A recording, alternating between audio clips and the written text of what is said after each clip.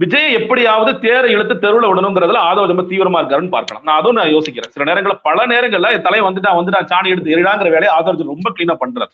எல்லா இடங்களையும் பண்ணாரு. பாருங்களேன், எல்லா இடங்களையும் தலையை வந்துட்டான். இப்ப கூட என்ன சொல்லிட்டு இருக்காரு, விஜய்க்கு நம்ம ரொம்ப தெளிவா சொல்றேன், விஜய்க்கு இந்த பிரச்சாரத்திற்கு வருவதற்கு துளி கூட அவருக்கு விருப்பம்லாம் இல்லை. நான் பிரச்சாரத்துக்கு போக மாட்டேன், என்ன பேசாம விடுங்க, நான் நேர்காணலாம் பண்ண மாட்டேன், என்ன பேசாம விடுங்கன்னு அவர் சொல்றாரு. இவர் என்ன கதை கொடுக்குறாரு, சிபிஐ ஆபீஸ்ல இருந்து வெளியே வந்தாராம், என்ன ஆதவ் என்ன அர்ஜுனா எல்லாம் முடிஞ்சிருச்சான்னு கேட்டாராம். அன்னை முடிஞ்சிருச்சுன்னு சொல்லி சொன்னாராம். அப்புறம் மேல போவான்னு கேட்டாராம்.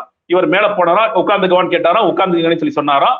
அங்கிருந்தே ஆரம்பிச்சிட்டாராம். இனிமேல் அது எஸ்ஓபி எல்லாம் கிடையாதுன்னு கேட்டாராம். எஸ்ஓபி கிடையாதுன்னு அவ்வளவுதானே நாராம். சரி முடிஞ்சிருச்சு இல்ல.